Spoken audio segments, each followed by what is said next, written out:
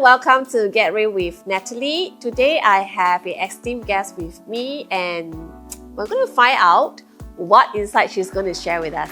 Hello Mona, welcome to my show. Thank you for coming over. Right, so tell the audience a little bit about yourself. Thank you for having me today, Natalie.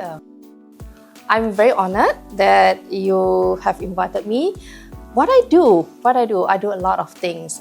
One of which is my passion, emotional intelligence and the science of human behavior. So I give speeches at conferences, at corporate companies. I do training, workshops, and I love to write, whereby I share the tips and techniques on human behavior, emotional intelligence, which we can apply in our daily lives. Wow, that's really in-depth and so interesting. So I wonder what got you into emotional intelligence. Is there a defining moment in your life that made you choose this as a career or as a topic to speak on? Tough questions. Defining moment. As I go through my life, there has been quite a number of defining moments. But if you were to give me 10 hours, Natalie, I can tell you all of them, but you only give me 1 hour. How could you? How could you only give me 1 hour? So, let's start with the very first one. Okay, that very first one, I was, I think, 18 years old. I was in junior college, okay? At that age, I love to read. I'm a voracious reader, and the kind of topics I read are about self-development. And I read a lot of books by Anthony Robbins. So I read and I apply. I read and apply. I make lots of mistakes.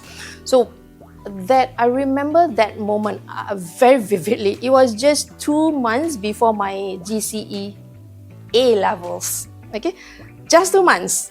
Okay, we just finished our prelim. Okay, so this is second year of JC. We just finished our prelim for A levels, and my grades are F. Okay, I only passed English and mother tongue, but that was just scraping kind of pass. So I don't know, maybe I was naughty. Or maybe I didn't see too far ahead, I'm not sure, but I was enjoying my JC.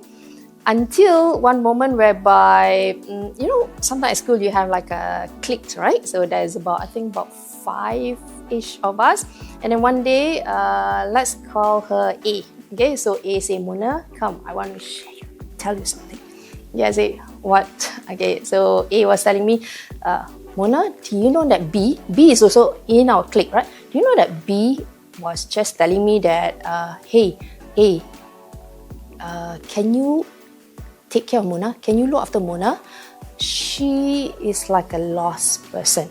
She doesn't know what she's doing. She's lost. Look at her prelim result. Like she don't care. Like she's just lost. She's a lost person. So when I heard that from A, I was like, bang! How could B say that? Like, I'm going to show her who I am, who I really am. So I will do whatever it takes to show her. And then after I said that, right, I start thinking, what can I do? How do I show her, right? I suck. My grades are, F.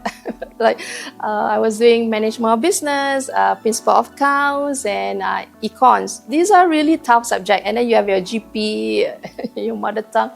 And then, so what I did, this is something that I learned. I pick up bits and pieces from all the self-development books that I've been reading since I was like 13, 14 years old, especially from books by Anthony Robbins.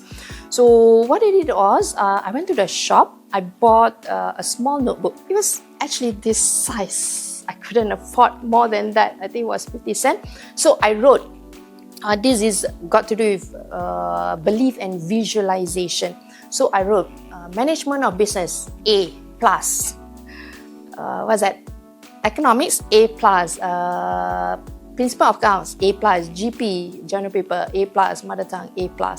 And then every single day, when I wake up, I look at it. Before I fall asleep, I look at it and every time in between, I will look at it to absorb it.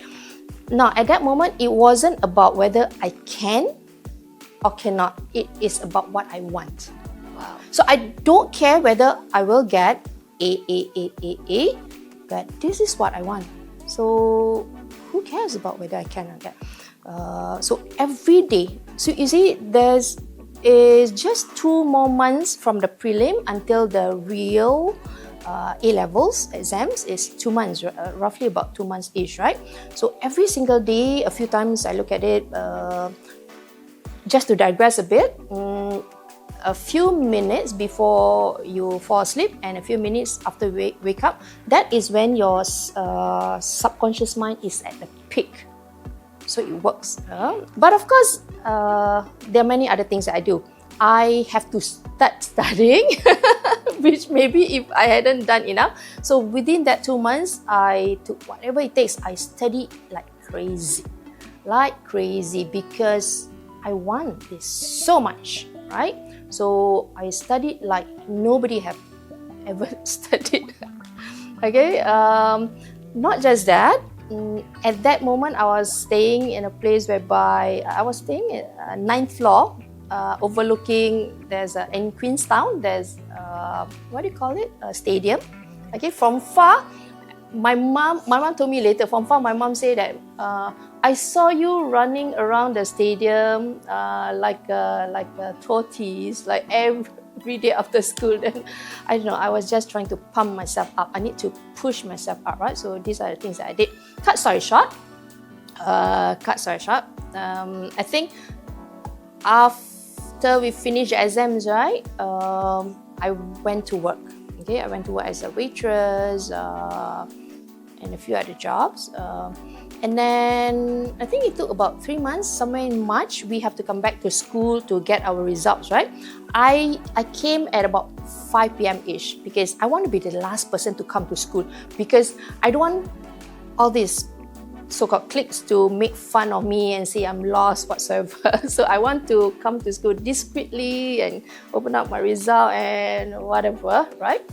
So as I went in around 5-ish, and then my form teacher, I think in JC you call it something else, not form teacher, I can't remember, it's been decades ago. So when the moment she saw me, she said, Mona, come. I was like, oh my god, what's happened? And he said, the first thing that my teacher said is that, Mona, you can apply to university. I was like, what? Sure? And then she showed me, I passed every single subject, and the grades allow me to actually apply to university. And I was very shocked myself. So whatever that I did actually worked. And so I went to university after that. The thing is that my clique, none of them were able to enter university because you have to pass all 3 A-level subjects. They did pass all 3, right? So at that moment, what I could do is that I could say, what happened to this last person? And this last person is entering university. What about you? I could have said that, right? But I did not because, oh God, sorry, a bit emotional. At that moment, I decided that being arrogant and to say such things to those friends was not who I was not who I am. I had a moment of decision, Mona. This is a moment whereby you decide who you are, who you want to be. Gosh, I'm such a whoosh. No, don't say that. Okay, so I made a decision with myself that I want to be empathetic. I want to be kind to them. Yeah, I think that was a defining moment whereby I can achieve something and I can use it as a bragging right, especially to people who have said things. But At that time, I realized that doing that was not who I am. It won't bring me joy. What brings me joy is to